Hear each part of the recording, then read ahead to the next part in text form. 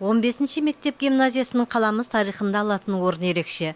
Бұл қаламызда алғаш ашылған қазақ мектебі қара шаңырақ саналады. Білім ұясының оқушылары биылғы оқу жылын жаңа ғимаратта бастады. Ескі ғимараттың апатты деп танылуына байланысты қаланың білім беру бөлімі осылай шешім шығарған. Қазір күнде мұнда 500 бала білім алуда.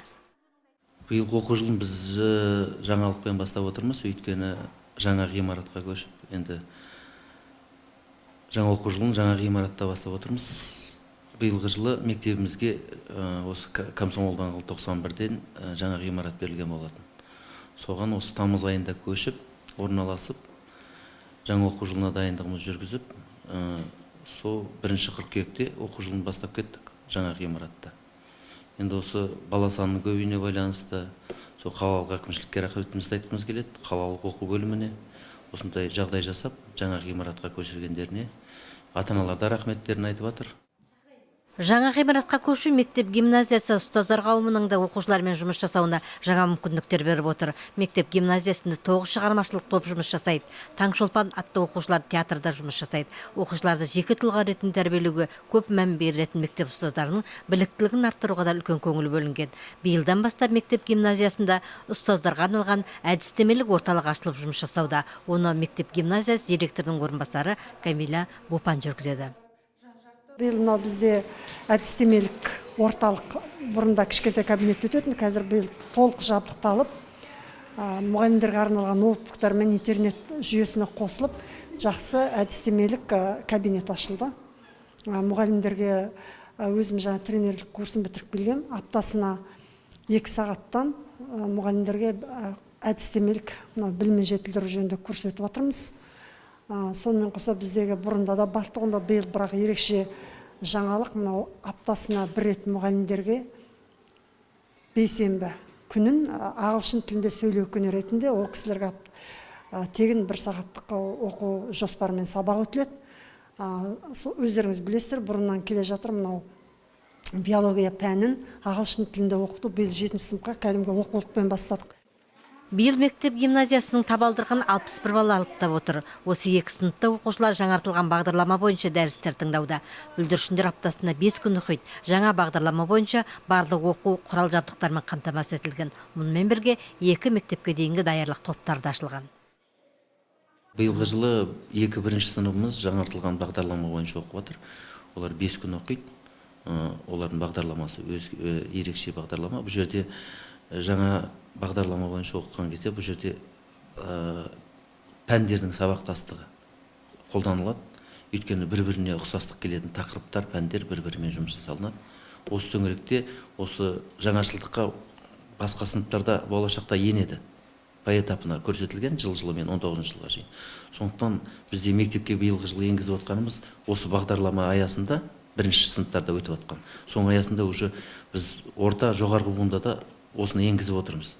Өйткені бізде тарих пәні, география пәндері, мысалы, ішінде бір-біріне ұқсас тақырыптар бар. Бағдарлама өзгертілмейді, просто жаңағы пәндердің ішінде бір-біріне сәйкес келетін тақырыптарды бір мезетке қойып жатырмыз да, ол балалардың қабылдауына сабақты.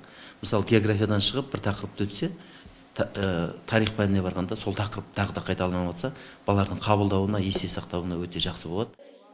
Білімді оқушы ұстаз еңбегінің жемісі, ал жаңартылған білім беру стандартына сәйкес оқушылар мен ұстаздарға қойылатын талап та күшейген. 15 мектеп гимназиясының басшылары ізденісті жұмыстар жүргізіп отыр. Биылғы оқу жылынан бастап білім ұясында 7 сыныптағы биология пәнін ағылшын тілінде оқыту тәжірибесі қолға алынған. Жалпы мектеп гимназиясында оқушылармен қатар ұстаздар да ағылшын тілін меңгеруге ден қойған.